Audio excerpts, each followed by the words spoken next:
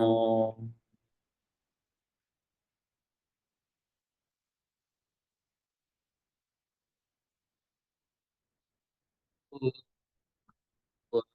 स्वः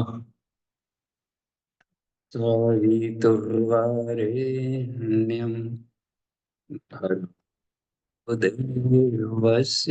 धीमहि धियो यो नः प्रचोदयात्। जी प्रणाम। आज की कक्षा तंत्र महाविज्ञान से है और उसमें विषय है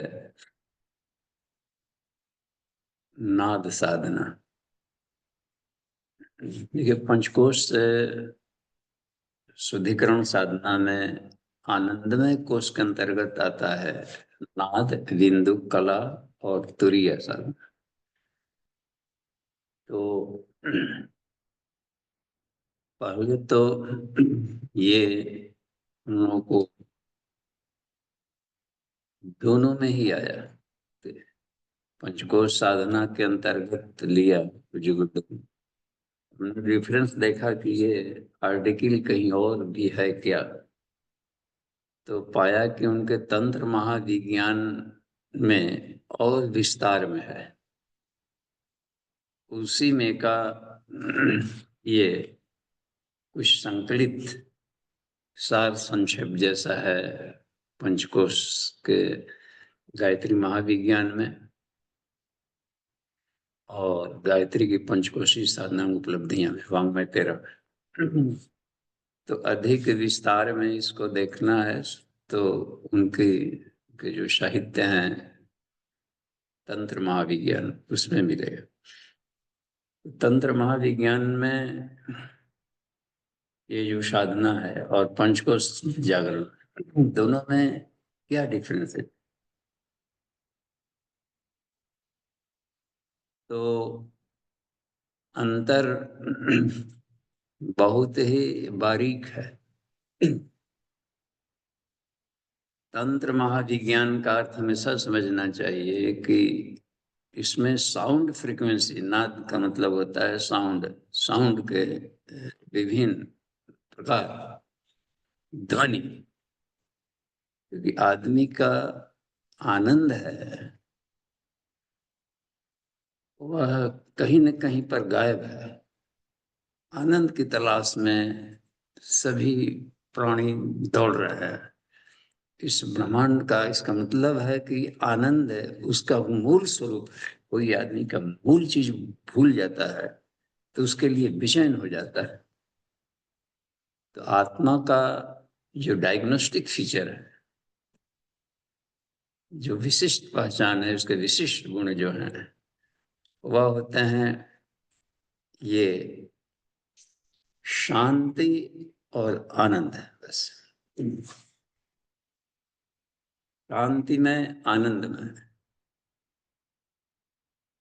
और ईश्वर शांति में है, आनंद में है। अंतिम फेज होता है जैसे परम पद, जो अंतिम सुख है, किंग सुखम, सुख क्या है यार? तो सच्चिदानंद स्वरूप ज्ञातवा आनंदमया या स्थिति ससुखम। ये उपनिषद कहना है कि ईश्वर साक्षात्कार के बाद जो आनंद की स्थिति होती है उसी को सुख कहता है, सुख मंडल। उसके नीचे वाले में भी सुख की अनुभूति होगी, लेकिन वो सुख एक लहरों की तरह होगा, अस्थायित्व नहीं है इसमें। तो हमें अस्थायित्व के लिए कोई चीज आया, गायब हो गया, थोड़ा सा आया फिर गायब हो गया, तो इसमें एक एक बेचैनी एक बनी रहेगी बराबर। कहाँ से आया, कहाँ गायब गया, फिर आदमी ढूंढ रहा है। तो सारे प्राणी इसलिए ढूंढ रहे हैं कि उद्गम तक नहीं पहुंच पाता है। उद्गम तक की यात्रा के लिए है दोनों, गायत्री की पंचकोशी साधना और कुंडलिनी जागरण। ये वहां तक पहुंचाने की यात्रा है। और दोनों सिस्टम, दोनों तंत्र महाविज्ञान में आता है। तंत्र महाविज्ञान में देखेंगे या आप सावित्री कुंडलिनी तंत्र, ये जो वाङ्मय है उसके पृष्ठ आठवां चैप्टर है तंत्र महाविज्ञान, उसके पृष्ठ 8.18 उसमें देखेंगे तो पुष्गिरदेव लिखते हैं कि तंत्र साधना है, उसका संबंध चेतना से है, चित्त शक्ति से है। देखिए चित्त शक्ति, और इस तंत्र साधना का मुख्य उद्देश्य क्या है, क्यों तंत्र साधना करें? तंत्र साधना का मुख्य उद्देश्य होता है, ये पंच कोश आत्मा पर पड़े हुए इन पांचों कोषों को अनावृत करने के लिए कोई फास्ट स्पीड लिया जाए। जीवन बहुत छोटा है और इसी में सारे काम कर, बस आधा तो रात्रि में सो कर निकल जाता है, इसमें भी एक तो और छोटा है, छोटा पता नहीं पानी के बुलबुले की तरह कब जीवन का अंत हो जाए, और उसमें भी आधा सो करके भी निकल चुका, आधा लाइफ ऐसे निकल गया। जो शेष बचा है उसकी शाश्वतता का कोई गारंटी नहीं है कि कब तक है। उसमें भी पीछे भी आधा सोकर बुद्ध आगे भी आने वाले समय में बराबर तो जगे रहेगा नहीं आदमी। दिन में और भी ड्यूटीज है, करना है, खाना पीना भी है, कमाना भी है, इसी में आत्म साधना भी करना है, उसमें भी आधा सो करके ही बीतेगा। तो समझा जाए कि हम पूरा का पूरा टाइम नहीं गिन सकते आगे देखिए 10 साल जीना है, 20 साल जीना है, 100 ईयर्स जीना है, उसमें से आधा सोकर निकलेगा, रेस्ट में निकलेगा, आधे से ही और आधा ही कम पड़ता है जीवन के और आवश्यकता पूरी करने में। फिर आत्म साधना कब? इसलिए हमें टाइम मैनेजमेंट पर विशेष ध्यान देना पड़ेगा। मैनेजमेंट, टाइम मैनेजमेंट, इसी 24 घंटे में जो ऋषिगण हुए हैं, संत महात्मा हुए हैं, अवतारी चेतनाएं हुए हैं, उन्होंने संसार का भी बड़ा काम कर दिया, परिवार का भी किया, अपने लिए भी उन्होंने किया। जितने साहित्यकार होते हैं, रिसर्चर होते हैं, तो कहाँ से समय निकाल ले, तो इसी में टाइम मैनेजमेंट करना होता है। तो अब यह है कि फास्ट स्पीड, एक होता है कि पहुंचना है यहाँ से लोग तो पैदल जाए कि साइकिल से जाए कि उसमें बाइक से जाते हैं, और भी थोड़ा सा तेज स्पीड में जाना है तो और भी बड़ा कोई मजबूत सा 4 व्हीलर ले लिया, ये भी नहीं पहुंच सकते एकदम वहां पर पहुंचना है टू टाइम, तब उसमें विहंगम आकाश मार्ग से चला जाए, फिर रास्ते को आकाश मार्ग से गमन की प्रक्रिया है, विहंगम उड़कर फ्लाइट से पहुंचे डायरेक्ट। तो यह द्रुत गति जो लेने वाली प्रक्रिया आकाश मार्ग, यह है वायुवान मार्ग जिसे कहा जाता है, वही तंत्र साधना है। और इसी में इसका उद्देश्य रहता है कि इसका पहला मुख्य उद्देश्य है कि 5 कोषों को पार करते हुए आत्मा का साक्षात्कार किया जाए। ये तंत्र साधना का मुख्य उद्देश्य होता है कि 5 कोषों को क्विक स्पीड में और बिल्कुल बिना फॉल्ट के, उसमें कहीं साइड इफेक्ट भी ना हो। जब बेतहाशा दौड़े और एक्सीडेंट ही कर गए तो फिर तो विशुद्ध जो तंत्र साधना है जो भारत की, वो उन्होंने तंत्र महाविज्ञान दिया है। उसमें स्टेजेस थे, पहले पहले हम क्या कर लेते हैं, वेदाचार करते हैं, फिर वैष्णवाचार करते हैं, फिर शैवाचार करते हैं, फिर नर नारी की दृष्टि हटाते हैं, देवी देवता का भी दृष्टि हटाते हैं, उसके बाद फिर आता है जो अभी चल रहा है उसी से आत्मानुसंधान का वामाचार। इसमें जड़ और चेतन की दूरी को हटाया जाता है। जो जड़ में है वही चेतन में है, जो चेतन में है वही जड़ में है, चेतन है वही जड़ में भी है। जड़ और चेतन के भेद दृष्टि को समाप्त करने के लिए वामाचार प्रक्रिया, तभी ही जाकर हमें ईश्वर साक्षात्कार होगा। ईश्वर सर्वव्यापी, इसके पहले नहीं होता। अभेद दर्शनम ज्ञानम, ईश्वर को सर्वव्यापी मानकर उसके अनुशासन को स्वीकार करें।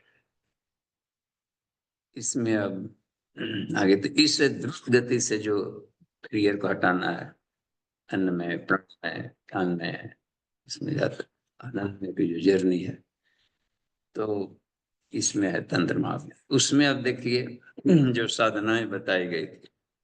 अच्छा, तो एक तो है इसका उद्देश्य कि पंच कोशों के जर्नी को जल्द ही पार करें। दूसरा, कुंडलिनी जागरण से इस भेद दृष्टि को हटाया जाए, शिव और शक्ति का मिलन किया जाए, और शिव और शक्ति का जहां मिलन होता है उसी को नाद शब्द का प्रयोग किया। दो चीजें मिलेगी, फ्यूजन, फ्यूजन से कुछ मिलता है, और इसका मतलब है प्रकृति में ये दोनों का मिलन हर जगह हर क्षण हो रहा है। बस किक यूनिवर्स में बताया है ऋषियों ने, इस ब्रह्मांड के हर पार्टिकल में एक एक वाइब्रेशन है, कंपन। और कंपन अपने से कैसे हो सकता है? कोई भी चीज वाइब्रेट कर रही है, हर परमाणु अपने धुरी पर वाइब्रेट कर रहा है। बस ये कोई वस्तु है पंचीकरण का, पांचों पृथ्वी जल अग्नि वायु आकाश मिला करके कोई ठोस बन गया जो दिख रहा है। कोई भी जो विजुअल जो दिख रहा है, ये केवल केवल सॉलिड पर नहीं है, इसमें जल भी है। इसको गर्म किया जाएगा तो पानी की तरह मेल्ट कर देगा। इसमें क्या है, लिक्विड भी है, जल भी है, वेपर भी बन जाएगा, गैस भी है इसमें। इसमें अग्नि, इसमें बहुत बड़ा, इसको परमाणुओं को विस्फोट कर दिया तो ब्लास्ट करके इतना अग्नि पैदा कर देगा। तो यहाँ पर हर है, पांचों तत्व है इसमें देखिए। और इसके हर परमाणु इसमें क्या होता है, गतिशील है। यहाँ पर गतिशीलता है, इसमें कहीं भी स्थिरता नहीं है। और भी देखिए इसमें जहाँ गति है तो वहां पर कुछ न कुछ एक सरसराहट, एक ध्वनि भी उसमें गूंजी रहती है। आकाश तत्व कंपन, खाली स्पेस भी है इसमें भरा हुआ। तो ये है इकट्ठा। अच्छा, मान लीजिए कि इन पांचों तत्वों को अलग कर दें, सूक्ष्म सूक्ष्मकृत सूक्ष्म, तो इसके सूक्ष्म पार्टिकल में भी उसमें कंपन है। इस ब्रह्मांड में जो कुछ भी दिख रहा है, जो प्रसवित है, उसमें कंपन। ये कंपन अपने आप तो हो ही नहीं सकता। कोई चीज को कहीं ना कहीं से वाइब्रेट कराया जाएगा, कोई बल लगाया जाएगा, कहीं से ठेला जाएगा, कंप्रेशन दिया जाएगा। तो वो कौन सी ऊर्जा है जो सारे पार्टिकल्स को ठेल रही है? ऋषि लोग इसको फॉलो अप किया, इस आवाज को कौन ठेल रहा है, इसके पीछे इस गति को कौन दे रहा है, उसके गति को कौन दे रहा है, करते करते पहुंचे एक दिव्य ध्वनि का स्मरण किया। उस दिव्य ध्वनि को उन्होंने जो मानस पटल में अनुभव किया, वो ओम से था। और उसी की झंकार से ये कबीरदास ने एक जगह लिखा है अपने, गुरु जी ने इसमें कोट किया है, इसमें है कि तत्व झंकार ब्रह्मांडमय। इस पूरे ब्रह्मांड में जो 25 तत्व है, इनके वाइब्रेशंस हर जगह है। बस हर तत्व वाइब्रेट कर रहा है, झंकार। और योग जगह अनहद ध्वनि सुनी के, वाह। कबीरदास को योग में प्रेरणा मिली इन्हीं ध्वनियों को सुन करके, ये मिलती है अनहद। और वो कान से सुनाई नहीं पड़ रही है, लेकिन बराबर हो रही है। मेडिटेशन में जब हम लोग जाते हैं, मान लीजिए कि बाहर की ध्वनियों को सुना के आंखें बंद होता है, भाव समाधि, मन विचारों की भागदौड़ बंद कर, मेडिटेशन में यदि जाया जाए, बाहर के विचारों को भी शांत कर दिया जाए, तो भी कुछ न कुछ प्रेरणाएं मस्तिष्क में मिलते रहती है। बस आते रहते हैं विचार। दूसरों के विचारों को न भी हम सुने, उन्होंने क्या कहा, इन्होंने क्या सुना, इन्होंने कैसे क्या किया, फिर भी अपने भीतर में कुछ न कुछ विचार उठते रहते हैं, प्रेरणाएं। वो विचार कहाँ से आ रहा है? एक तो हो सकता है कि अवचेतन मन से आ रहा, अपने संस्कार के आधार पर है। तो सिर्फ अवचेतन मन के ही विचार नहीं आते हैं इसमें, उसके पीछे एक और भी चेतना के विचार साधक अनुभव करता है। कहाँ? अंतःकरण में। अंतःकरण को ही जीव कह दिया जाता है, बस अंतःकरण ही जीव।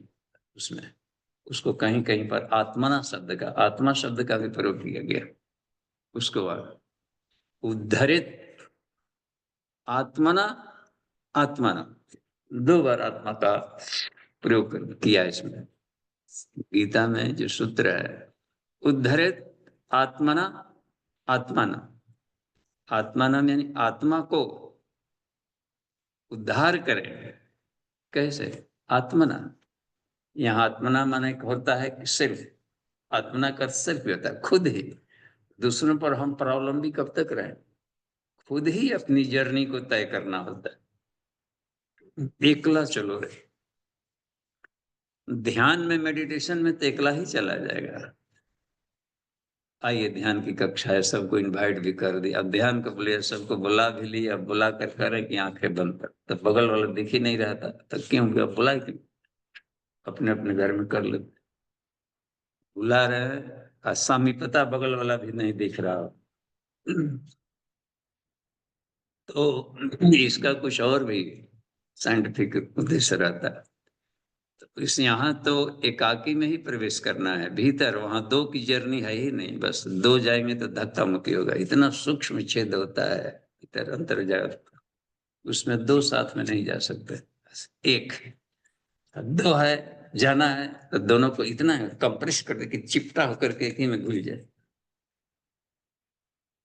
तब संभव है दोनों को घोल दिया जाए, घोल करके एक बना दिया जाए। लेकिन एक एक तो बना ही पड़ेगा, अद्वैत बस। तो वो उसमें एक बात के भीतर में प्रवेश किए तो आती है विचार की, विचार उठ रहा है, फिर मन को शांत, एक ऐसा भी अवस्था आएगा जैसे कि विचार शून्यता है। भगवान बुद्ध ने इसका मेडिटेशन काफी करा अपने शिष्यों को, शून्य लय समाधि। यही तुरिया, तुरियावस्था में भी यही करनी होती है। एक विचार आया दिमाग में उठ रहा है, ठीक, और विचारों की क्षणभंगुरता का साधक अनुभव कर लेगा मेडिटेशन में, ढूंढते रहिए कि वो विचार कहाँ गया, तो विचार तुरंत गायब हो जाता है, आया भी गया भी, फिर एक नया विचार आ गया। तो एक विचार गया और दूसरा विचार आया, इन दोनों के बीच में अपने आप को खड़ा करके देखा जाए। पहला गया जाने दें, दूसरा आया अब उसको आने से रोके। तो इन दोनों के बीच में एक गजब की मस्ती आती।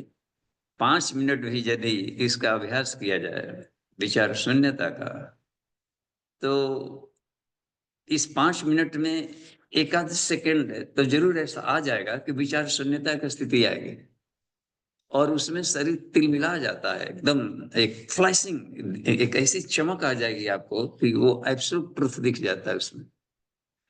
एक बार इसी क्रम में हमको, और ये इसी के अभ्यास कर रहे थे, तो फिर से जाना भी था, और लेकिन सोचे कि चलिए, जब शोध कार्य चलता है तो ऑफिस ताफिस ड्यूटियां सब साइड में हो जाती, और आदमी उसी में मगन रहता, चलते फिरते, तो विचार शून्यता का कर रहे थे मेडिटेशन में। तो उसमें हमने देखा कि एक ऐसे अवस्था में पहुंच गए जहां की यदि अपने आप को नहीं निकालते, इतना एक तीव्र वो, ये जो ईश्वर साक्षात्कार गुरुदेव ने जो कराया था उसमें, उससे भी पहले की बात है, अपने से जो हुआ मेडिटेशन से, वो तो उसका पुष्टिकरण वहां पर हुआ था, पुष्ट हुए। इसमें देखा कि ये कितना, करोड़ों सूर्य और करोड़ों चंद्रमा को एक जगह मिला दिया जाए, अथाह कूलनेस और अथाह तेजस्विता क्लियर है दोनों के बीच में, उसको चिदाकाश जैसे शब्द का भी कर दिया। उसमें कोई वाइब्रेशन नहीं, कोई कंपन नहीं, कोई वाइब्रेशन नहीं, कोई नहीं, अपने ये उसी अवस्था में पहुंचे। उसमें यदि अपने आप को हम नहीं निकालते जबरन, तो न जाने कितने दिन के लिए गहरी समाधि में चले जाते।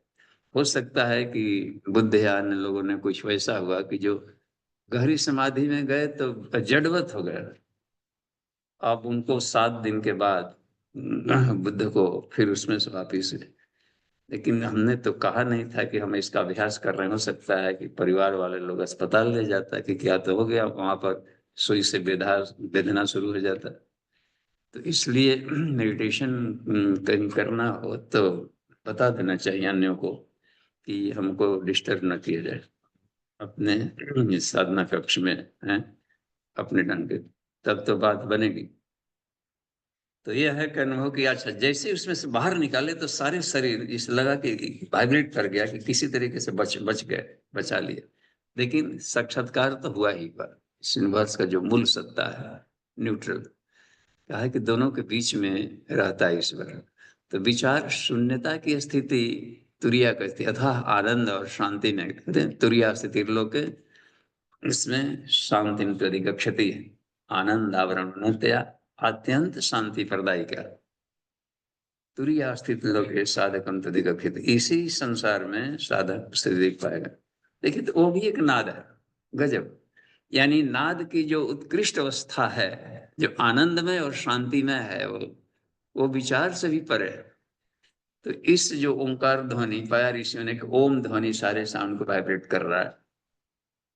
अभी 1918, ये 2018 की बात है, ये गए थे तो कैलिफोर्निया में हमने नासा का जो ऑब्जर्वेटरी का पर उन्होंने एक बनाया है कि जब आते हैं इसके बारे में जानकारी लेने, तो कैसे होता है कि वहां पर म्यूजियम टाइप का, उसमें उसी साल उन्होंने ये खोजा था, सूर्य के साउंड को रिकॉर्ड किया था।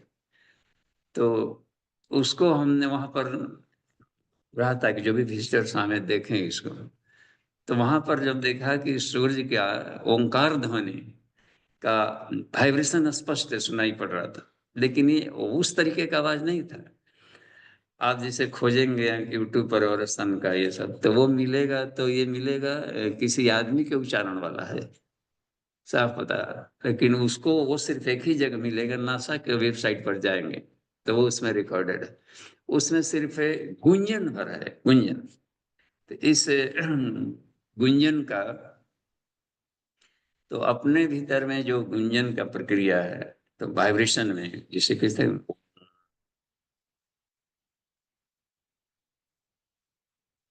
इस तरह के कुछ वाइब्रेटेड वर्जन। इसलिए उन्होंने आश्चर्य किया कि ये जो लोग ओम का उच्चारण करते हैं, भारतीय लोग, इंडियंस का, तो उनके ऋषिगण ये हजारों हजारों साल पहले ही कैसे अनुभव कर लिया जो हम लोग को ये। तो उपनिषद में, छांदोग्य उपनिषद में पढ़ेंगे, छांदोग्य उपनिषद में यह बात आती है कि सूर्य अपने पूरे सौर मंडल को लेकर के आकाश में एक ओम ध्वनि का उच्चारण करते चल रहा है। अब देखिए ये कहाँ इसकी कोई काल भी नहीं लिखा है कि उपनिषद कब लिखे गए हैं, और क्या है, वेद का अनादि अनंत कहा जाता है, वेद का कोई आदि ही अंत नहीं है, ध्वनि है। तो ये त्रिसप्ताह पर्यंती विश्वरूपाणी विवृता वाचस्पतिर्बलाम तेसाम तन हो अद्य धातु में एक सूत्र है अथर्ववेद का। इसमें बताया है कि ब्रह्मांड के जितने भी पिंड है जो गतिशील है, तो गतिशीलता में कोई एक साउंड भी निकलती है, देखे तो वो साउंड गतिशीलता में भी निकलेगी।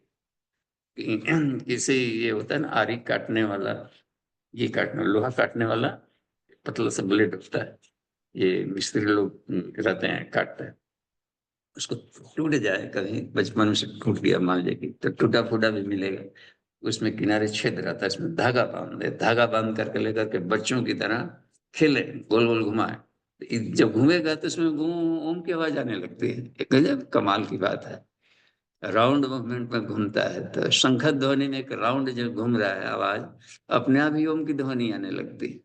इसका मतलब है था जो स्पाइरल मूवमेंट में सारे ब्रह्मांड चल रहे हैं, तो इसमें एक स्पाइरल एक ध्वनि का है। तो अन्य ध्वनियों में ओम ध्वनि मंत्र है, वो एक तरह से केंद्र से पा करके चारों तरफ निकल करके और वो एक ट्विस्ट कर देता है, तभी सारे संसार के परमाणु गोल गोल भी घूम रहे हैं और अपने गति पर भी गोल गोल घूम रहे हैं, और किसी और के केंद्र के भी गोल गोल घूम रहा है। ये गोल गोल घूमने की प्रक्रिया कितनी लंबी है, चेन, ये भी इनफाइनाइट है। तो यहाँ पर ये जो बात बनती है कि इस ध्वनि को किसी न किसी के इच्छा को कहा गया, तो वही स्थूल रूप में नाद कह दिया जाता है, जो कि अभी ट्यूनिंग के रूप में आ रहा है, गुंजन वाइब्रेशन के रूप में चल रहा है। और इस वाइब्रेशन को पैदा करने के लिए कोई ना कोई तो थॉट किसी का चल रहा होगा, एको हम बहुश्यामा का जो इच्छा उठे, विचार उठा, वो विचार जो कहा जाता है वो आनंदमय और शांतिमय गति देने की बात थी, आनंद और शांति का। तो वो कहा गया है कि वो अत्यंत सूक्ष्म नाद है। ये नाद तो गायत्री हृदय में देखेंगे कि अन्नमय कोश में सुनाई पड़ेगा, जब कान रहेगा, ध्वनियां रहेगी। मान ली कि इस कान से ये शंख ध्वनि सुन लिया, लेकिन जो अनहद नाद है उसको भी सुनने के लिए कान है, जो कि सूक्ष्म कर्णेंद्रियां है भीतर। और उसके अभ्यास भी हमें करने चाहिए। उसके अभ्यास करने के लिए ये है, उसमें एक और बात है, सारे ब्रह्मांड में यह ओम ध्वनि गूंज रही है। गायत्री महाविज्ञान में एक है गायत्री गीता, तो उसमें देखिएगा ओम के बारे में लिखा है, ओम इतेव सुनाम मध्यम मनघम विश्वात्मनो ब्रह्म। ओम ही वह सुनाम है, यानी कि इसको किसी व्यक्ति ने नहीं रखा, वो नामकरण में नहीं आता है, वो कलाओं में भी नहीं आता है। ये बिंदु नाद कलातीतम, ये जो विभिन्न तरह के जो ध्वनियां आ रही है, इनसे भी वो परे है वो। और इसके लिए है उसमें एक कंपन जो बात बन रही है, इन कला से जो परे, तो वहां पर ये कह दिया है, परब्रह्म के लिए वहां पर इस्तेमाल किया है। उन्होंने अपना नाम खुद ही घोषित कर दिया उसको, इसलिए सुनाम कहते हैं। जितने भी ईश्वर के नाम हैं उसमें श्रेष्ठ नाम ओम कह दिया। सुनाम ध्यम, ध्यान करने योग्य है बस।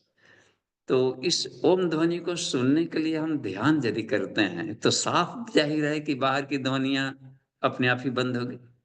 और बाहर की आवाज सुनना बंद होंगे तो साफ जाहिर है कि काम, क्रोध, लोभ, मोह, अहंकार समाप्त होना ही होना है।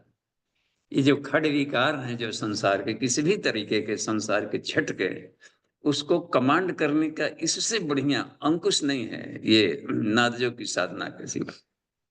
जब उसकी सुन ही नहीं रहे हैं तो क्या क्रोध होगा? देखिए तो अपने क्रोध हो, क्रोध तब न हुआ जब दूसरे की बात सुन। आप सुन रहे हो ओम ध्वनि का, इसकी सुनाई नहीं पड़ रही तो कितना ही चिल्लाओ, ये नहीं सुन रहा है, कुछ और भी सुन रहा है, वो कहीं और भी उसका दिमाग लगा हुआ है। तो इतना ये शानदार है मन को शांत करने का। अच्छा, जब तक से मन बाहर मन शांत होगा नहीं तब तक वो ध्वनि सुनाई भी नहीं पड़ती। ठहरो ठहरो ठहरो, कहीं से एक आवाज आ रही है, देखो घर में फैमिली मेंबर्स बोलते रहते हैं, कहीं से फुट गया, ठहरो रुको रुको, तो एक आवाज आ रही है। इसका मतलब होता है कि ये आवाज जब डिस्टर्ब करता है उस आवाज को सुनने के लिए, तो इसका मतलब होता है कि पीस खोजिए, जरूरत पड़ रही है उस आवाज को, शांति। तो मन की आवाज को सुनने के लिए बाहर की आवाजों को आदमी बंद करना पड़ता है, अपने भीतर में देखें क्या होता है, कैसे विचार चल रहा है।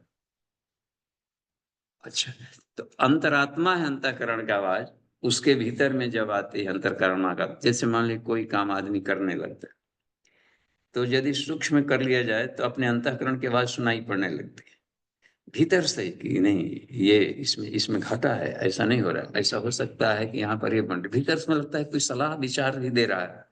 और वो विचार देने वाला जो कि अपने डिक्शनरी में नहीं था, वो कौन दे रहा था? देखिए कमाल की बात, रास्ता में चल रहे हैं, किसी गुत्थी को सुलझाने पर विचार कर रहे हैं, सडन आ गया। वो सडन कहाँ से आ गया है? इसका गुत्थी मिल गया। अपने भीतर में रहता तो गुत्थी कब से सुलझा लेते, घंटों से खोज रहे हैं उसके बारे में, नहीं मिला, अलेंड कर गया ऊपर से आकर। ये ईश्वरीय संदेश आता है, हमेशा हमें थ्रिल करता है।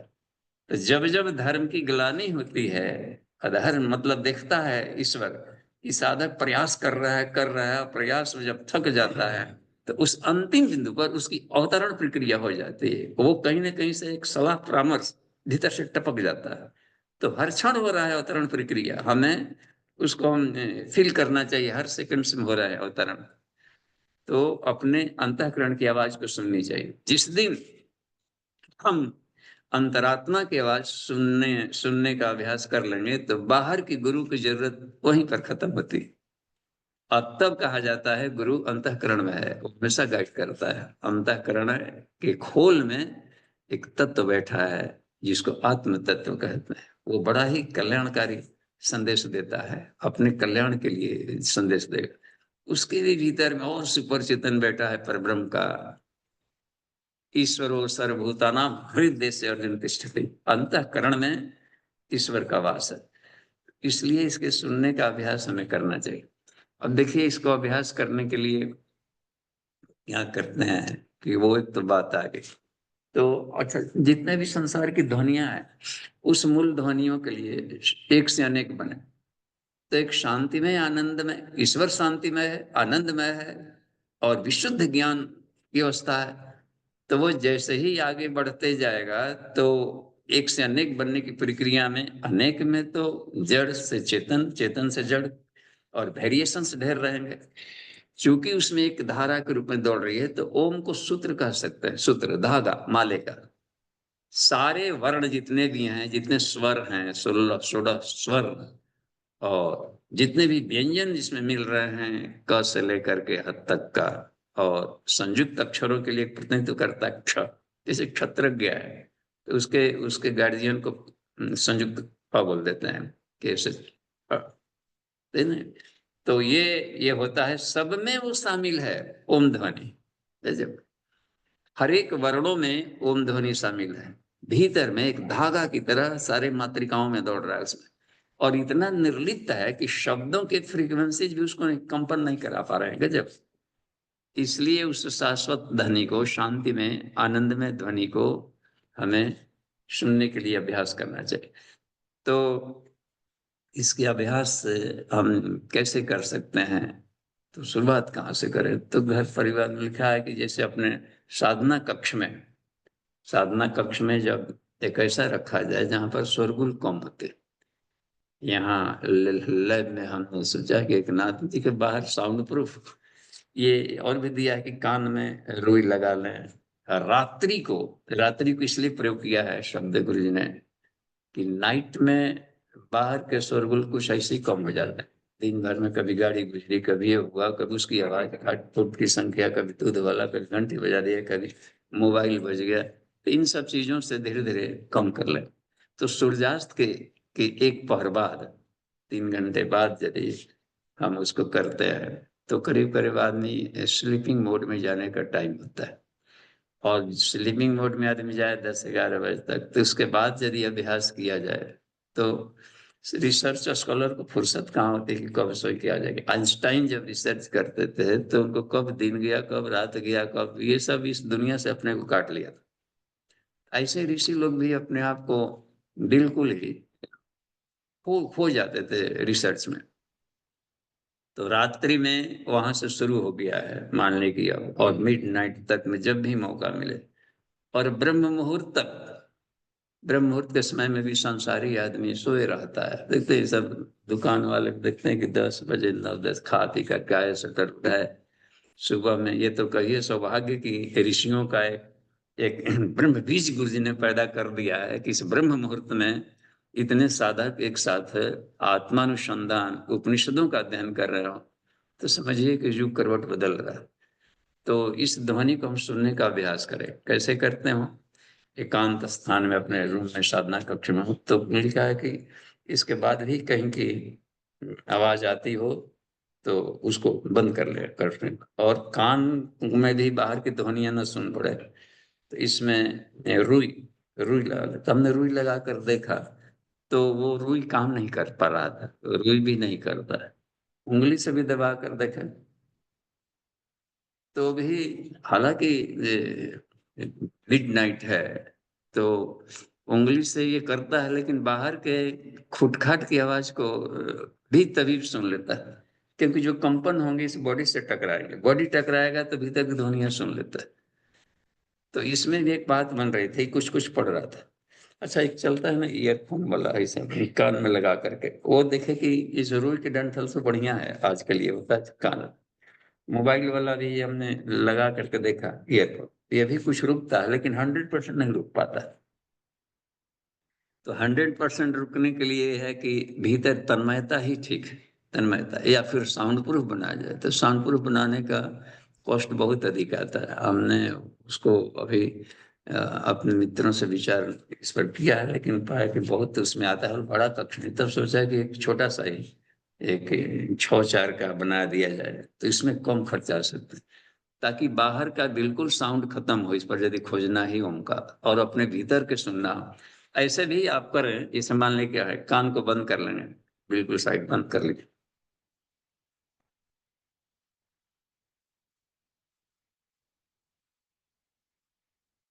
तो भीतर में मस्तिष्क में चल रहे कुछ ध्वनियां सुनाई पड़नी शुरू हो जाती, उसमें उसको रीड किया जाए, अध्ययन किया जाए उस पर।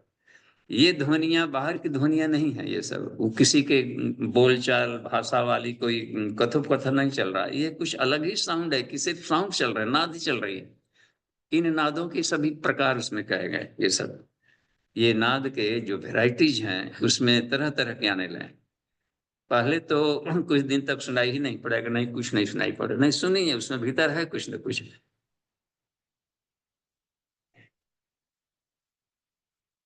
अपने बॉडी को बिल्कुल रिलैक्स कर दिया जाए, यदि करना हो तो या तो लेट करके भी कर सकते हो, या कहीं आराम से स्थिति में बैठ करके भी किया जाए। तो पहले शरीर के भी जितने ही बॉडी को रिलैक्स करेंगे तो आप पाएंगे कि जो हार्ट बीट चल रहा है ये भी पूरे शरीर को वाइब्रेट कराता है। ऐसे पूरे अपना इंक्रोचमेंट है तो ये लगता ही नहीं है कि हार्ट भी हमारा धड़क रहा है, लेकिन शरीर को ढीला कर दिया जाता है बिल्कुल ही। आप योगा के बाद भी जो योग निद्रा में जाते हो तो उस समय भी अपने आप को कोई बाहर से गाइड ना करे। यहाँ तो है कि शिक्षक गाइड कर रहा है, नहीं, बिल्कुल ही आप योगा के बाद अपने घर में रिलैक्स हो रहे हैं।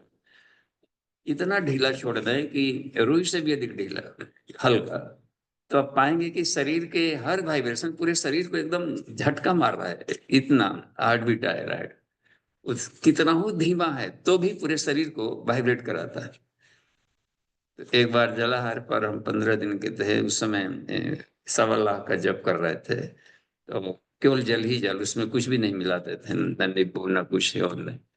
तो उसमें पाए कि शरीर तो क्रिस हो गया था, तो गायत्री महामंत्र के वाइब्रेशंस का जो मानसिक जप करते थे उनके वाइब्रेशन से पूरे के पूरे इसे वीणा की तार की तरह झन झन, उस वो जहां जहां पर लिखा है गुरुदेव ने कि ये सब यहाँ पर ध्वनियों का इन कंपन का स्पष्ट वाइब्रेशन अनुभव होता था।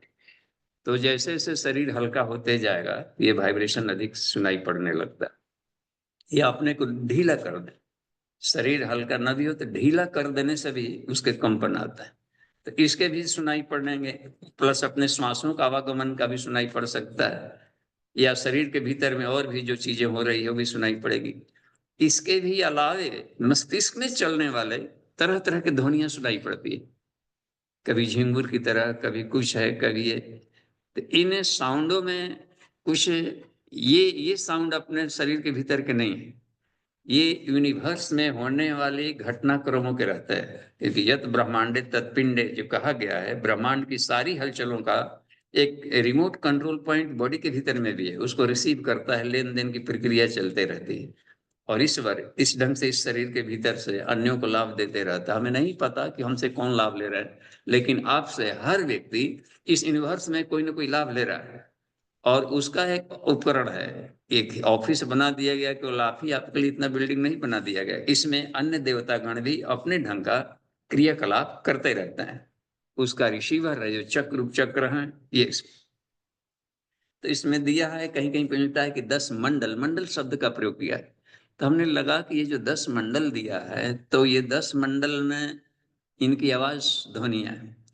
विराट को यदि हम लें तो उसमें कहा कि 36 मंडल है। 36 क्या है, इस पर खोजबीन करते करते एक निष्कर्ष पर हमने पहुंचा कि जो 33 भौतिकराज हैं, 33 कोटि देवता, इनके ऑफिसेज से निकलने वाले ट्रांसमिशन हैं।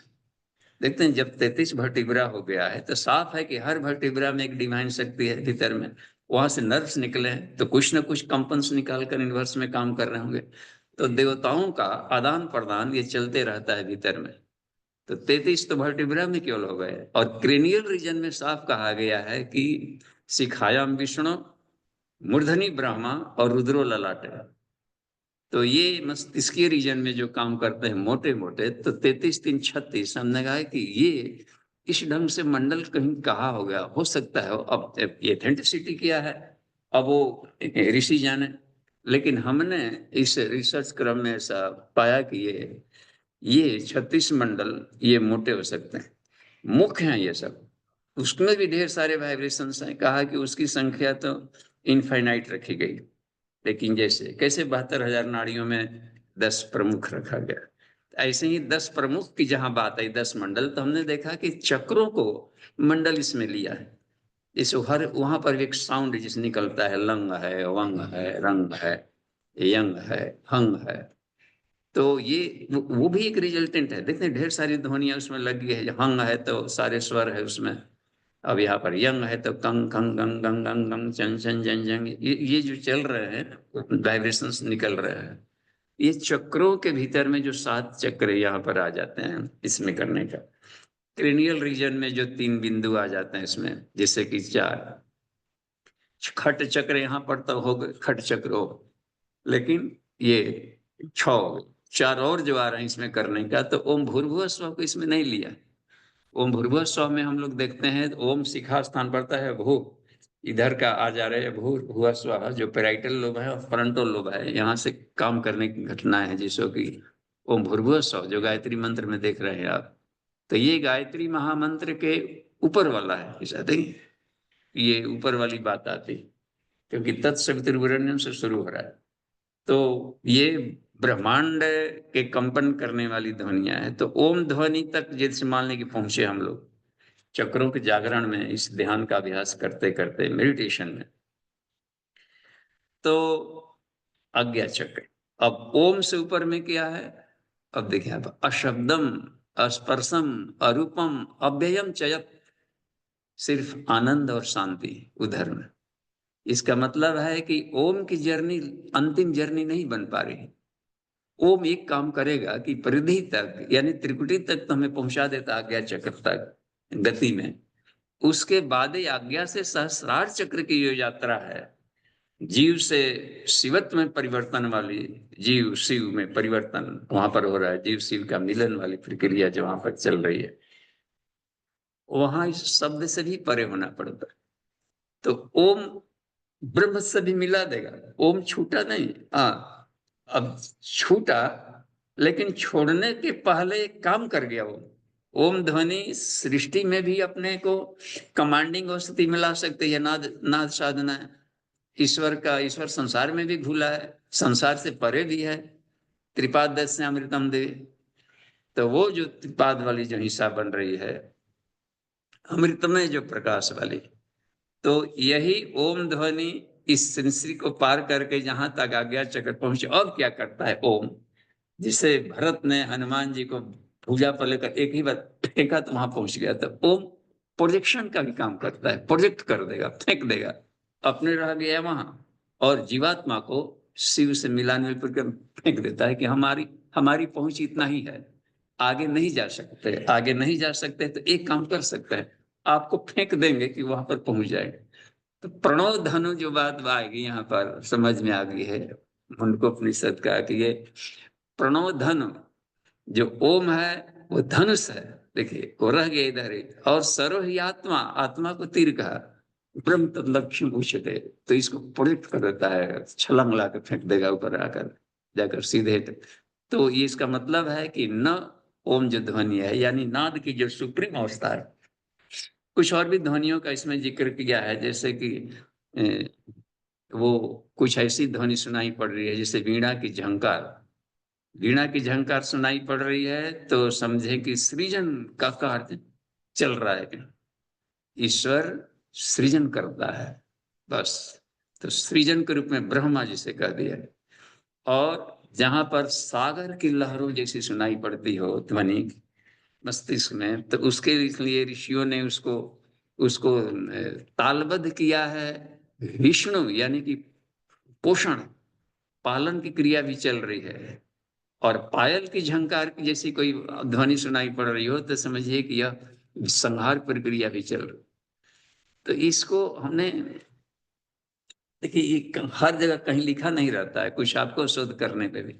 तो हमने ये जब इस पर विचार करने लगे तो देखा कि जो ब्रह्मा के साथ में वीणा दिया गया है सरस्वती के हाथ में, तो इसका मतलब है कि ये जो मूर्तियों की जो रेखांकन किया होगा ऋषियों ने, तो इस मूर्तियों के भी रेखांकन अटपटे ढंग से नहीं किया है, ये सब कुछ न कुछ रहस्यों को लेकर किया है। देखिए, और सृजन के देवता है वो।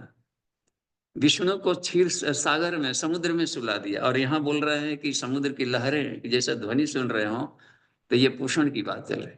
शिव का मूर्ति बना दिया, तांडव नृत्य में नृत्य करते हुए दिखा लिया कि यहाँ पर क्रिएटिविटी में इसमें करने का।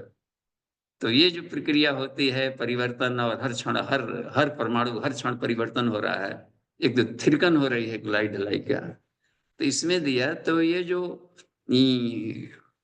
नाद साधना से उठने वाले कंपनों के हलचलों को भी रेखांकित किया है, तो मूर्तियों के रूप में। ये कहीं न कहीं पर ऋषियों का एक, हमें लगा कि ये भी एक उद्देश्य रहा होगा कि इनके रहस्यों को इनके माध्यम से भी हम समझ सकते हैं। तो ये और भी देखा है कि जहां पर सहस्रार चक्र की ध्वनि आती है, शंख ध्वनि का उसमें लिया है, उसको सहस्त्र, उसमें मंडल कहा, इसमें सहस्त्र दल कमल मंडल कहा।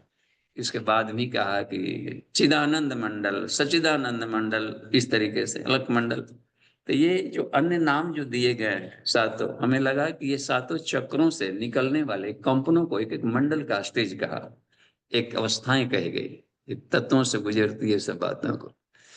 तो ये समझने के लिए एक बात है, इस पर शोध जारी रखना चाहिए अपने को। लेकिन एक बात तो साफ है कि नाद साधना से हमें अथाह शांति और आनंद की अनुभूति होती है। तो ये है, अपने अंतःकरण की अंतरात्मा की आवाज सुना जाए, वो सबसे उत्कृष्ट स्तर की नाद साधना है। ये ध्वनियों से भी परे होती है अपने अंतरात्मा की आवाज, ईश्वर का सिर्फ आनंद और शांति है। लास्ट में सारी ध्वनियां विलीन हो जाती है, सिर्फ आनंद और शांति बचता है। उसको हमने लगा कि ये, इसको हम कह सकते हैं कि ये शब्द ब्रह्म है। तो नाद ब्रह्म, शब्द ब्रह्म, ये जो नाद बाकी निकलता है, हम ध्वनियों से निकालते हैं आनंद के लिए, तो इसमें कोई भी म्यूजिक सुना जा सकता है, अपने मन पसंद की ध्वनि को ये सुन सकते हैं। देखिए यहाँ पूज्य गुरुदेव की आवाज में ओम ध्वनि है, उसको इसमें देखते हैं, कोशिश करते हैं इसमें निकालने का। तो उसमें हम लोग चाहें तो 10-12 राउंड उनको सुन करके उनको माइंड के साथ ट्यूनिंग बनाने की कोशिश करिए। तो हम शेयर को इसे खोल ले, और इसमें ये देखते हैं इनबॉक्स,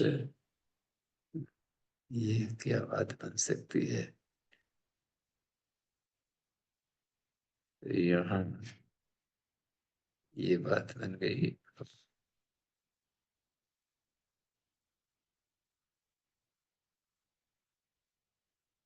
इसमें देखिए तो नितिन जी जा रहा होगा कि नहीं। एकदम मौन हो जाएं और अपने आप को बिल्कुल संसार से परे होकर इन ध्वनियों के साथ जोड़े। पूज्य गुरुदेव की आवाज में है ओम ध्वनि।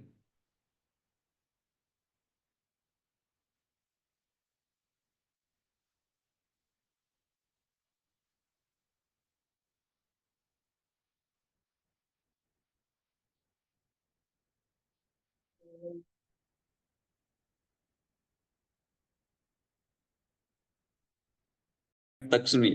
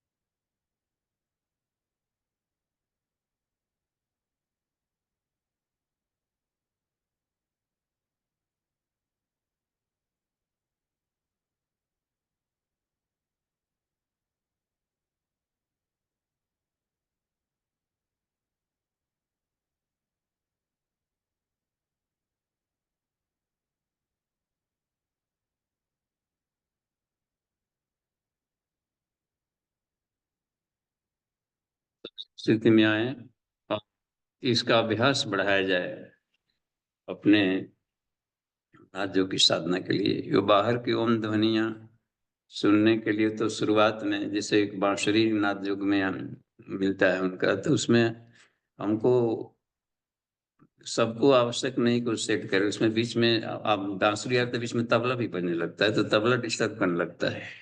एक केवल मुरली की ध्वनि अलग है, सज्जानंद मतलब में एक अलग से उसकी ध्वनि आने लगती। तो कोई एक ध्वनि रहेगा तो उसमें और भी एक रहेगा।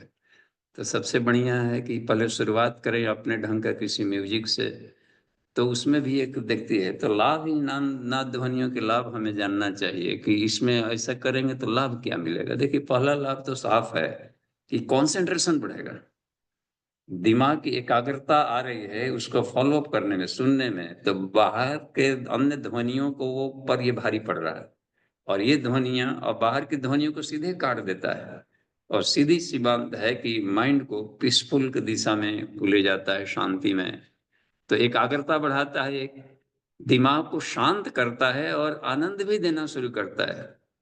कुछ दिन तक आनंद मिले ना मिले सुनते रहिए, फिर धीरे धीरे आनंद मिलना शुरू हो जाता है। सोहम साधना क्या है? एक स्वर है, यहाँ से स्वरों पर मेडिटेशन करना, इसके स्वर में खो जाना है। सोहम का जो श्वासों की आवागमन है इसमें खोना, तो स्वर के साथ में संयम करना है। स्वर संयम यहाँ पर मुख्य रूप से वो है जो भीतर में एक स्वर चल रहा है नेचुरल, ये आवागमन का, श्वासों का। इस स्वर में धारणा ध्यान समाधि तीनों के एक साथ मिला दिया जाए, इसको स्वर संयम कहेंगे। तो इसमें जाकर के भी एक आनंद और शांति की अनुभूति मिलना शुरू हो जाती। तो ये ट्यूनिंग में तो पहला लाभ तो कंसंट्रेशन बढ़ाएगा। दूसरा लाभ कि आनंद में और शांति में, एक प्रफुल्लता और आनंद में को हमें अवस्था में ले जा रहा है करने के लिए, आराम और शांति। एक और लाभ मिलता है, यदि से इन ध्वनियों को हम सुनते हैं चक्रों का, तो वहां पर कंसंट्रेशन उस चक्रों पर लगता है, तो एक वहां की शक्ति केंद्र जगते हैं। जितना ये शक्ति चालनी मुद्रा भी एक काम करता है कुंडली जागरण में, लेकिन उससे कहीं अधिक ये काम करता है मेडिटेशन। वहां पर क्या किया जा रहा है, मेडिटेशनल पॉइंट को प्राणन कहेंगे। अपानन की क्रिया कहा जाती है वहां पर शक्ति चालनी मुद्रा, वो कॉन्ट्रैक्ट किया ऊपर चल रहा है, लेकिन प्राण प्राण को वहां कैसे ले जाए, वो प्राण कहा जाता है मेडिटेशन वहां पर जो करना है। तो मेडिटेशन से मस्तिष्क चेतनात्मक वहां पर आघात गया, तो दोनों मिल करके क्रिया और भावना के साथ में वो जगता है, तो शक्ति केंद्रों को खोलते जाएगा वो। तो इस तरीके से तरह तरह के रहस्यमय शक्तियों का भी विकास होगा अपने भीतर में, प्रतिभाएं बढ़ती जाएगी अपनी, हर हर चक्रों के साथ में। उस प्रतिभा का उपयोग करके अपने जीवन को धन्य बनाया जाता है, सामने को लाभान्वित किया जा सकता है। तो ये है ये शोध क्रम में चलने का। तो ठीक है, हम चाहेंगे कि प्रश्नोत्तरी से कुछ और बातें क्लियर होगी। जी नितिन जी। जी जी बाबू जी। बाबू जी, अभी जैसे आपने बताया था कि जो आपको जो अनुभूति जो हुई थी आत्म साक्षात्कार से पूर्व, तो उस तरह की अनुभूति क्या आंखें बंद करके ही होती है या खुली आंखों में भी होती है, मतलब उसमें? आंख से वहां कोई लेना देना नहीं, वो मस्तिष्क का है अनुभूति। वो अनुभव होगा हमेशा, वो चेतनात्मक होता है अनुभव में। आंख खुला हो, खुला रहे। आंख खुले हुए भी आदमी सामने का दृश्य देखा न देखा, कोई आवश्यक नहीं कि आंख खुला है सामने कोई व्यक्ति बैठा है तो उसको देख ही रहा, हो सकता है कुछ और सोच रहा हो, केवल आंखें खुली हो। तो चिंतन से लेना देना है उसको। जी, पर सूक्ष्म जब करण तक जो है, इंद्रियां सुनेंगी। जी, पर जब तक जैसे बाहर का जो बाहर हम कुछ देखते सुनते रहते हैं, तो भीतर तो गहराई में प्रवेश कर ही नहीं पाते उसके उसके अकॉर्डिंग, तो वो तो आंखें हाँ, बंद करके तो ही वो इसलिए अवश्य। आंखें शुरुआती में साधक को आंख बंद करना ही ठीक है, क्योंकि कबीरदास वाला स्थिति एडवांस स्टेज में आता है। आंख न मूंदो कान न रोदो, कया कष्ट न धारो। आंख खोलने पर कुछ का कुछ दिखने लगता है। और भी जैसे मान लें कि कभी आप गए हो वहाँ अपने चेन्नई उधर, हम गए थे जब वहाँ विवेकानंद शिला पर, तो समुद्र के बीच में जो है वहाँ, तो वो तो उसमें वहां पर एक ध्यान केंद्र है, हमने देखा है। तो ध्यान केंद्र में थोड़ा सा देर बैठे, तो वहां पर बहुत ओम ध्वनि इतना धीमी आवाज में है कि थोड़ा सा भी कोई खुटखट हो जाए तो वो डिस्टर्ब हो जाता है, नहीं सुनाई पड़ेगा। 3 ड्रॉप साइलेंट, और वहां पर डार्क रखा गया है ये सब पीमोस, इतनी हल्की कल दिख जाए कि 2-4 लोग अपना बैठे हैं। और गुंबद है वहां पर गूंजने के लिए, जिससे कैसे यहाँ पर सिरसा का है, यहाँ पर यह बड़ा मुकाबरा गोल गुंबद, तो ये गुंबद बनाया जाता है उसमें इको होने के लिए। तो उसमें हमने देखा कि एक गुंबद है, और यहाँ पर भी भारत में उनका जो पहला स्पीच दिए थे आकर के चेन्नई ही शायद, उसमें वहां भी हमने देखा कि ने जो बनाया हुआ है ध्यान कक्ष, तो इसमें भी गोल गुंबद में के आकार में भीतर बहुत धीमी रोशनी थी, वही साउंड और रिकॉर्डेड साउंड है, लेकिन इतना धीमा है कि सूक्ष्म कर्णेंद्रियों का विकास होना ही होना है, और एकदम आनंद आ जाता है, लगता नहीं है कि उस ध्यान कक्ष से हम बाहर निकले। तो इसका अभ्यास करना चाहिए। नाद योग से मन पर अंकुश बनाने वाला ये सबसे ताकतवर हथियार है, नाद बिंदु कला की साधना। क्योंकि आवाज ही हमारी मस्ती को छीना है, इन्होंने ऐसा कहा, उन्होंने कहा, ये कहा, ऐसा बोल दिया, ये हमारी आनंद को छीन लिया। किडनैपर्स हैं ये सब, बाहर की ध्वनियां किडनैप कर लिया आनंद को। तो ये देगा भी आनंद, कुछ सुने तो ये आनंद देता है कि वो अपने ढंग का जो दिया है, विषय आनंद दे दिया, उल्टे अपने चंगुल में फंसा करके अब उसके हम आदि बनाकर हमारे खून को चूसने लगा। तो ये शाश्वत आनंद की प्राप्ति हमें होती है नादयोग से। तो उस आनंद की तरफ हम अपने आप की जर्नी को ले जाएंगे, तो आनंद को जो किडनैपिंग कर लिया गया है बाहर की ध्वनियों द्वारा, उसे हम छुड़ा सकते हैं, ये छुड़ाने में मदद कर देगा बस। तो नाद साधना उसमें आता है जी। जी जी, ठीक है बाबू जी, धन्यवाद। अभी एक हाँ, इस पर हम लोग और चैट प्रैक्टिकल बॉक्स। करेंगे, आप लोग आ रहे हैं तब देखेंगे हम लोग कि एक यहाँ पर नादयोग के लिए ही एक छोटा सा एकदम इसे ये बनाया जाए कि 6 फीट के करने का ऊपर, क्योंकि तंत्र साधना में ये सब तीनों उत्कृष्ट में आता है, नाद बिंदु कला, ये सब तंत्र साधना के उच्च स्तरीय आयाम है। जी देखिए तो कहीं पर हैंडरेज है तो खोलिए। जी, पहले चैट बॉक्स में प्रश्न आया है। हम्म, इसमें सुरेश जी का है प्रश्न। सुरेश जी पूछते हैं कि चक्रों का मेडिटेशन रीढ़ और ब्रेन के स्थूलता के बीच करना चाहिए या शरीर को नीला आकाश मानकर चक्रों का ध्यान करना चाहिए?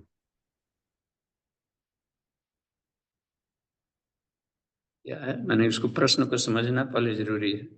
चक्रों का मेडिटेशन रीढ़ और ब्रेन के स्थूलता के बीच करना चाहिए, या शरीर को नीला प्रकाश मानकर चक्रों का ध्यान करना चाहिए। देखिए भीतर नीला प्रकाश मान लेंगे, नीला आकाश, नीला प्रकाश आकाश मान लिया, तो फिर उसमें चक्रों की स्थिति नहीं रही, सीधे आत्मा देखेंगे। इस नीले आकाश में आत्मानुभूति योग में शरीर के भीतर नीला आकाश कर लिया, तो अपने को सूर्य के रूप में चमकते देख बस। अब उसका कोई पोजीशन नहीं रहेगा। जहां ही ध्यान किए, जब आकाशी आकाश है, बाहर का आकाश अपना आकाश एक हो गया, तब उसमें हृदय मस्तिष्क और पैर का क्या लेना देना। आकाश में अपने को एक छोटे से सूर्य के रूप में देखें, शुभ ज्योति के पुंज अनादि अनुपम। बस मैं ईश्वर अंश महान अविनाशी आत्मा हूं, मैं अद्वितीय हूं और अजर हूं, अमर हूं, अशब्द अहम, अनंग अहम, देखते हैं ना, अगंधवत। इस तरीके से दिव्य शक्तियों से युक्त हुआ, अथाह शांति और अथाह आनंद की किरणें निकल रही हैं, सारे यूनिवर्स में जा रही। उसके केंद्र में भी अपने भीतर में परब्रह्म का दिव्य तेज देखें, क्योंकि हर जगह वही व्याप्त है। तो अब तक से एक भ्रम था कि मैं वाला भ्रम खत्म हो जाता है जब अपने भीतर में केंद्र में बैठते देखते हैं, ईश्वर को देखेंगे, तो वहीं पर द्वैत भाव खत्म होता है। और ये बहुत जरूरी है कि अपने अणुर सूक्ष्म आत्म सूक्ष्म हृदय केंद्र में देखा जाए, तो ये वाली स्थिति वहां होगी। लेकिन जब शरीर के भीतर में चक्रों को देखेंगे, तो ये तो शरीर के हड्डियों के भीतर में देखना पड़ेगा, क्योंकि वहां पर जो पंखुड़ियां हैं वो नर्व फाइबर्स निकले हुए हैं, उसके मैग्नेटिक फील्ड है वहां जी। जी, विष्णु शर्मा जी का हैंड रेज़ है। जी भाई। बोलिए उनको। बाबूजी सादर प्रणाम। हाँ जी, प्रणाम। बाबूजी हमारे किसी मित्र ने, जो कर्मकांडी है और अच्छा जानकार भी है, उसने मुझसे पूछा कि गायत्री मंत्र का उच्चारण नहीं करना चाहिए, लेकिन आप लोग गायत्री परिवार में इसका उच्चारण सस्वर करते हैं, तो इसका क्या कारण है? तो उसको स्पिरिचुअली और साइंटिफिकली किस तरह से संतुष्ट किया जा सकता है, क्या उत्तर दिया जाना चाहिए? और किसी बेस के साथ कुछ बताया जा सके तो ज्यादा अच्छा है।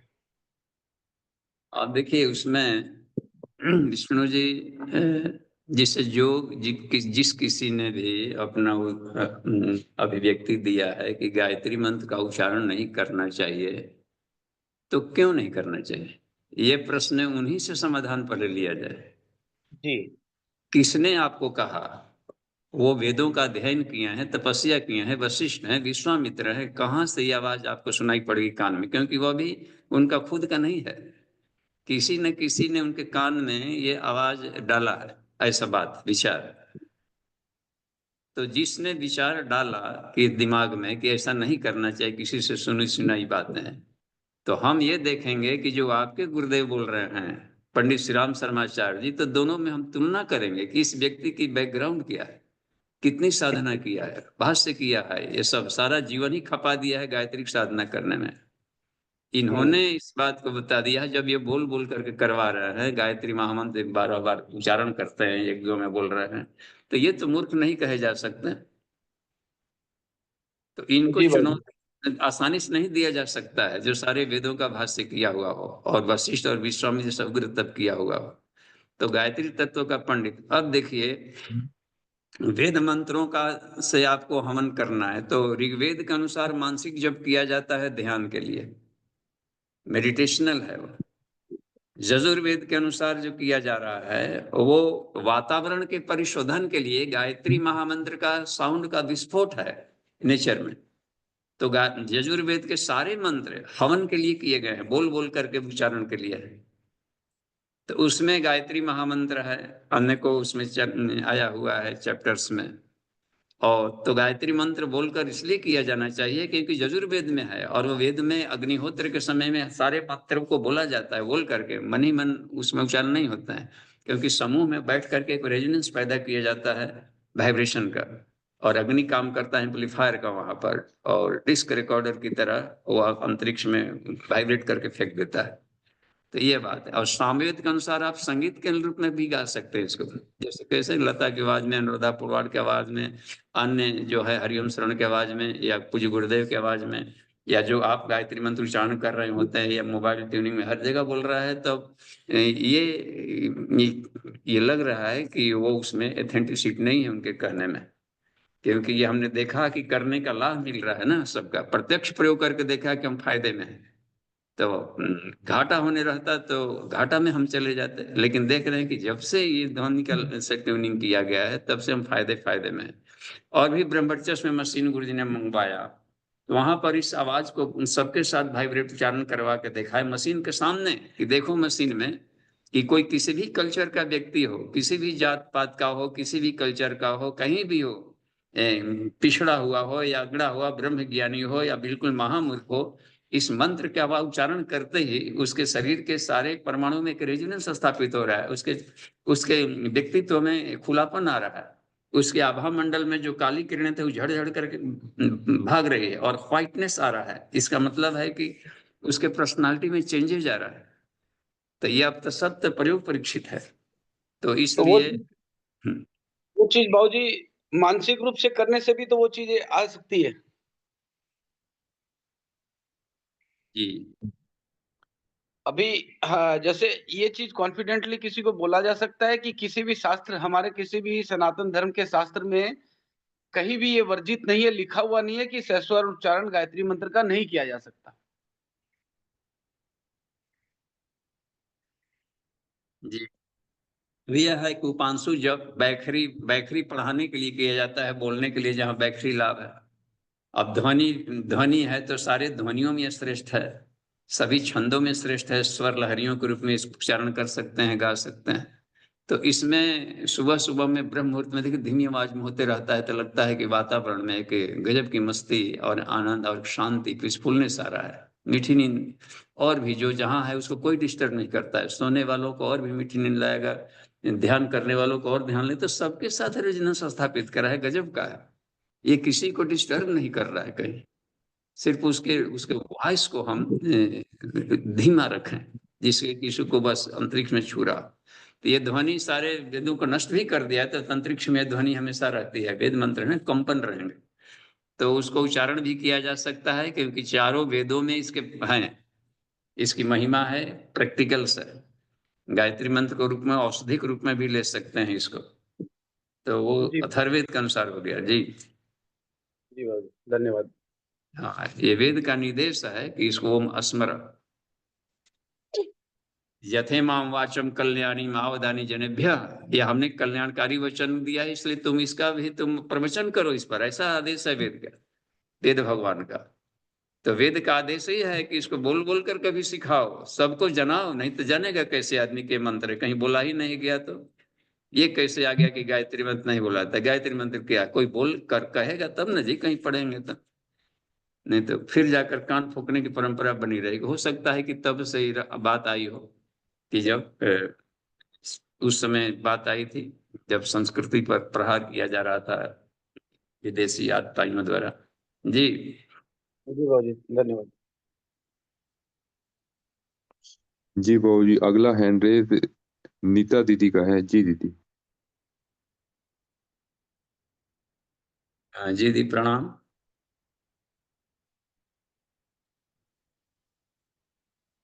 उनका साउंड स्पीकर बंद दिख रहा है। जी, आप अपने आप को अनम्यूट कीजिए दीदी।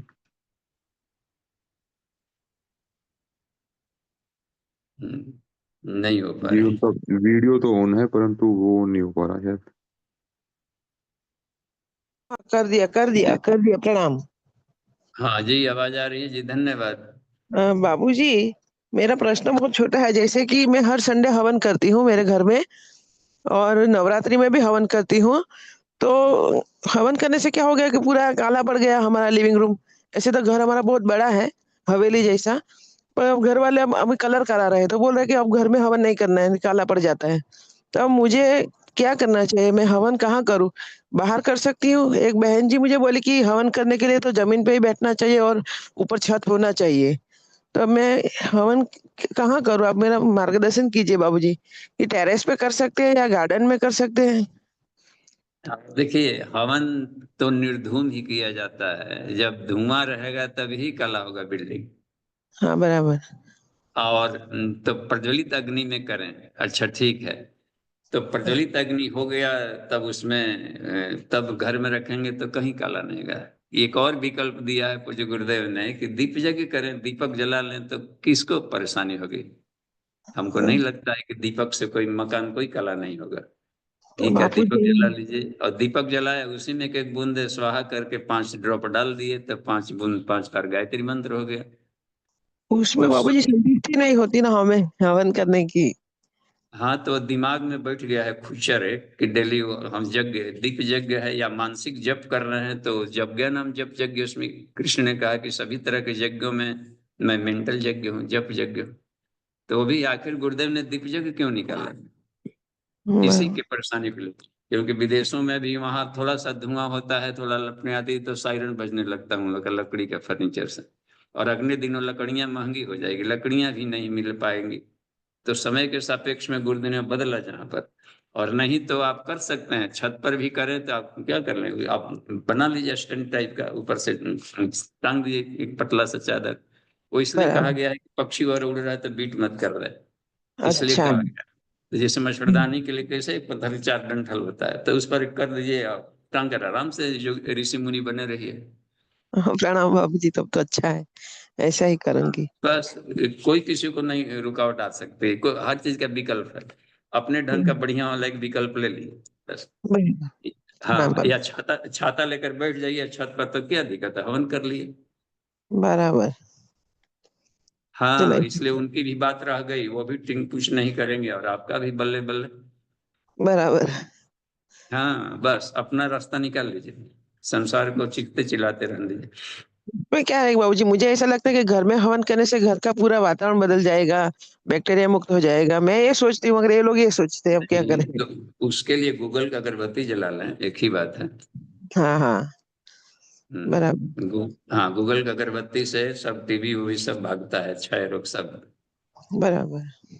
जी दीदी, चलिए, और धन्यवाद। स्मोकलेस हवन कुंड भी अवेलेबल है मार्केट में। स्मोकलेस हवन कुंड से 90% स्मोक जो रिमूव हो जाता है, सिर्फ 10% रहता है, तो स्मोक बहुत ही कम रह जाता है, वो भी आप उपयोग कर सकते हैं। हाँ, जी, उसमें अगला हैंड डायरेक्ट राइज विष्णु भैया। आपकी डायरेक्ट लपटें निकलने लगेगी। ये कहाँ मिलता है जी, स्मोकलेस हवन कुंड? ये हम आपको लिंक दे देंगे, हाँ, इसके हाँ, इसके बाद, कक्षा के बाद करेंगे। बहुत ऑप्शन है, यदि कोई भी। जी हाँ, बस। हाँ। जी, विष्णु भैया का हैंड रेज है। जी भैया। प्रणाम अच्छा, बाबूजी। प्रणाम बाबूजी, प्रणाम। जी, प्रणाम। जी बाबूजी प्रणाम। बाबूजी हाँ, मैं हाँ जी।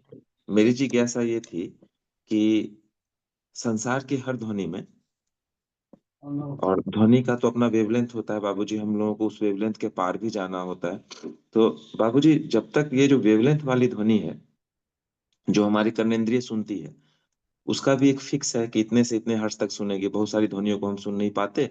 वो शक्ति जो है ईश्वर ने उनकी भूमिका के अनुसार, जिन जिन जिन जीव की भूमिका है, उनको वो शक्ति दे दी है। तो जिस वेवलेंथ को हम स्थूल रूप से सुनते हैं, और फिर हमारी जब क्षमता बढ़ती जाती है तो फिर सूक्ष्म रूप में भी सुनते हैं। अभी मेरी जिज्ञासा स्थूल रूप को लेके है कि जो जिसका एक नादयोग का जो प्रारंभिक स्वरूप आपने हमें सब तन्मात्रा के रूप में सिखाया है, कि सब तन्मात्रा से मतलब हर एक शब्द में ईसत्व को ढूंढना बाबूजी। तो उसको दैनिक क्रियाकलाप में बाबूजी हमें थोड़ा सा प्रकाश डाल दीजिए, कि जो सबसे पहले हमारे कर्मेंद्रिय को प्रभावित करता है। हाँ, अब देखिए, दैनिक क्रियाकलाप में एक तो है कि हर व्यक्ति के ध्वनियों को सुनना है, आवाज को सुनना है। कभी दादी माँ बुलाएंगे तो कभी बच्चे बुलाएंगे, कभी कुछ करेंगे। तो हमें हर ध्वनियों में पायल की झंकार, वीणा की झंकार, समुद्र की लहरें, तो वो उनके ढंग से ही हमें इसमें ट्यूनिंग करना है। उनके भाव, उनके विचार, तो भाव तो सूक्ष्म कर्णेंद्रियां हो गई। जी जी बाबूजी। हाँ, बच्चों के किस भाव से क्या बोल रहा है, अच्छा ठीक है। तो उनके भाव जब समझ में आ गया चिकित्सक को, तो उनका उपचार भी कर देंगे या उनके लिए करेंगे, तो अपना भी प्रतिभा बढ़ेगा इसमें। तो जी जी संसार बना ही गया आपने मेरिट को बढ़ाने के लिए। जी जी बाबूजी। हाँ, तो इन ध्वनियों से अपने गुण, प्रतिभा, मेरिट बढ़ाया जाए, और उसको शांति में, आनंद में दिशा में उसको लिया जाए ध्वनियों के माध्यम से, क्योंकि उसकी कान बैखरी वाणी को सुनकर ही प्रभाव में डालेगा। शिक्षक क्लास में आकर खाली मौन रहे कि नहीं हम मन ही मन पढ़ा रहे हैं, तुम लोग मन ही मन सुनो, तो हमको नहीं लगता है कि सबको सफलता मिलेगी।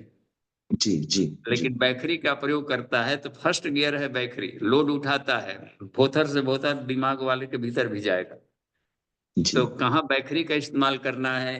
और अब मान लीजिए कि यह है बहरे हैं, तो उसमें हाव भाव भंगिमाएं, अब देखिए इसमें मध्यमा वाणी का प्रयोग किया जा रहा है।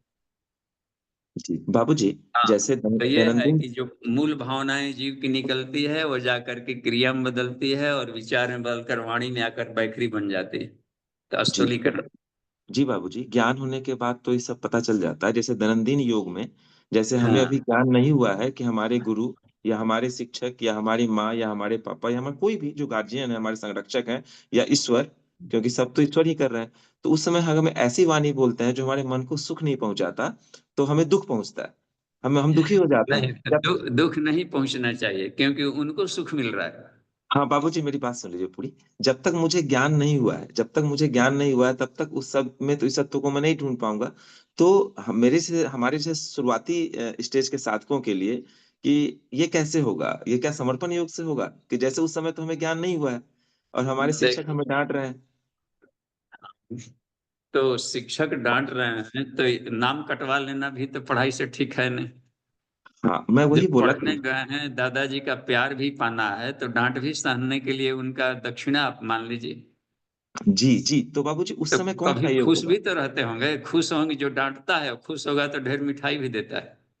जी जी, तो बाबूजी उस तो समय किस इस योग का हम बात से सहारा दिक्कत लेंगे। नहीं है कि गुरुदेव जब जब हम लोग को डांटे तब तब सिद्धियां देते थे। जी बाबूजी, मेरा ये कहना है कि उस समय हम किस योग का सहारा लेंगे। उस समय तो हमारे ज्ञान चक्षु खुले नहीं है कि ये शब्द मेरे लिए कल्याणकारी है। तो उस समय हम हाँ, किस योग का सहारा लेंगे बाबूजी।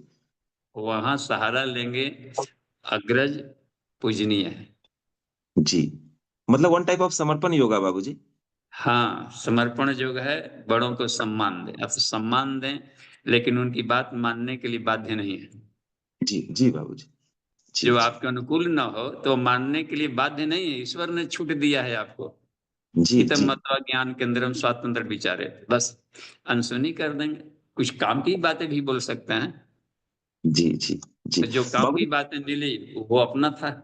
जी जी जो जी अनाप शनाप बातें मिली वो उनको हल्का करने के लिए था, कि वो खुद हल्का हो रहे थे। जी जी डेफिनेटली बाबूजी। प्रणाम बाबूजी।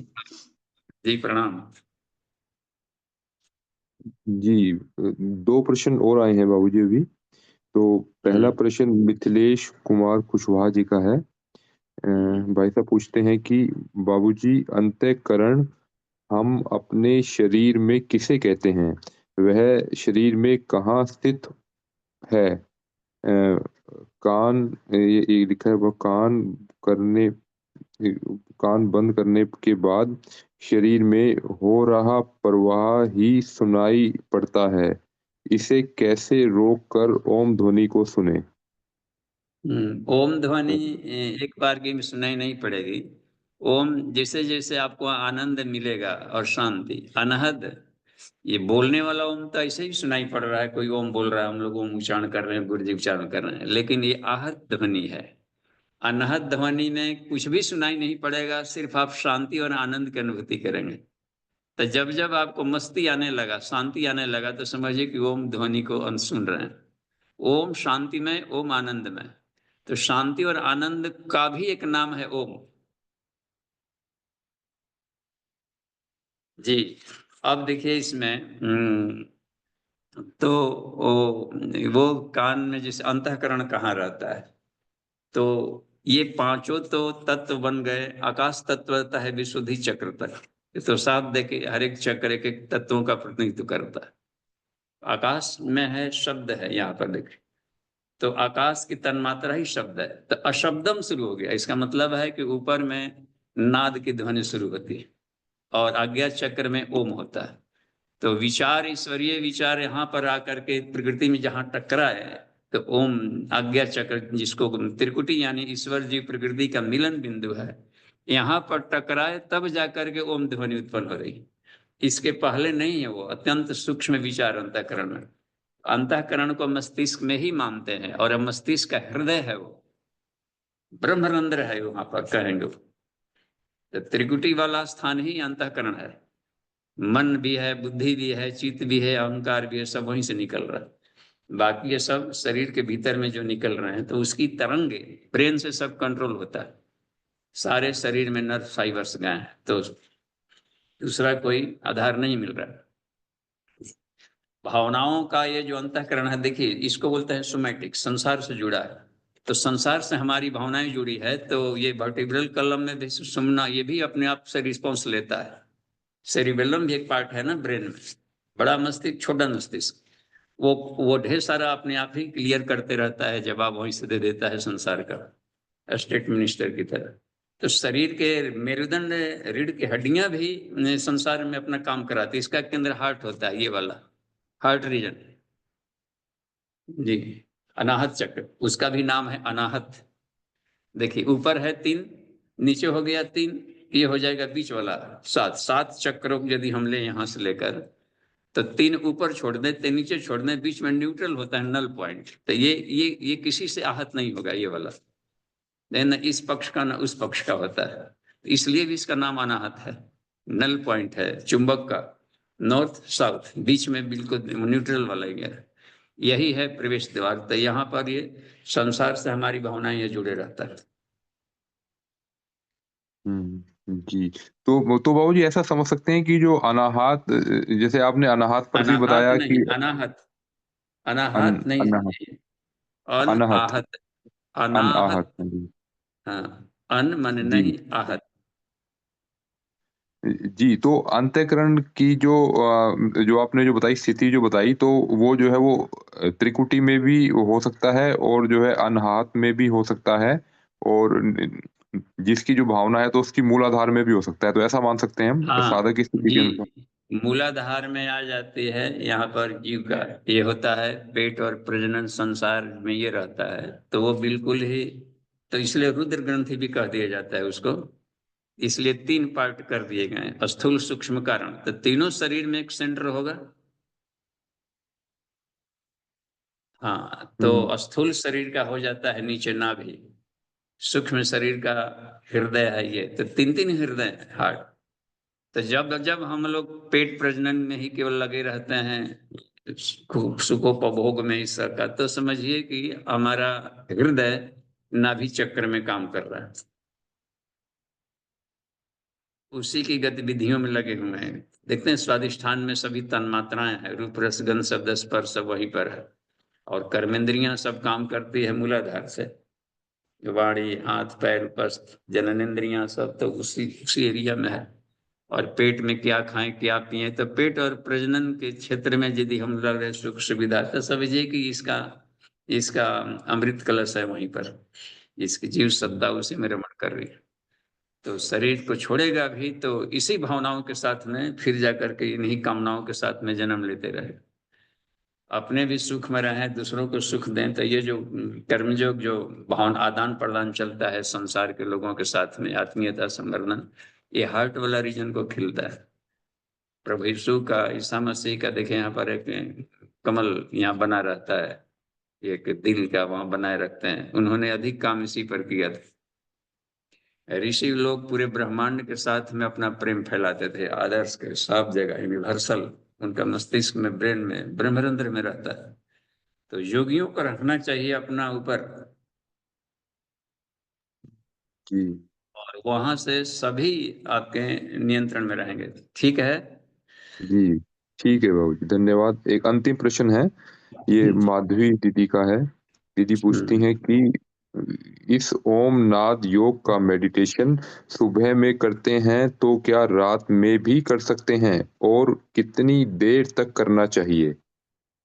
अपना टाइम मैनेजमेंट देखते हुए कि अभी फुर्सत है, चल फिर रहे हैं, और चलते फिरते भी करेंगे। सोहम साधना को भी ओम कहेंगे, हंस हंस, जहां दोनों का मिलन होता है वहां ओम होता है। हंग हो जाएगा यहाँ पर परमात्मा का, और स्व कह दिया जाता है कि तत्वमसि, यानी कि जीव के लिया गया है, ईश्वर जीव का मिलन। हंस तो श्वसन का गति है, तो चलते फिरते उठते बैठते हर जगह, और किसी व्यक्ति को देखें तो वहां पर उसमें ईश्वरीय चेतना को झिलमिलाते देखेंगे कि देखिए ईश्वर का एक ये भी रूप है, ये भी एक रोल है उनका, तो वहां पर आप ओम जप प्रैक्टिकली कर रहे हैं।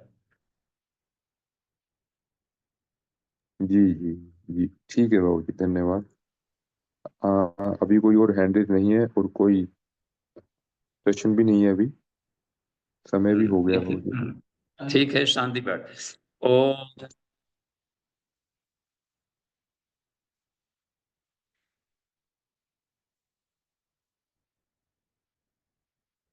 शांति शांति शांति। समाप्ति। प्रणाम।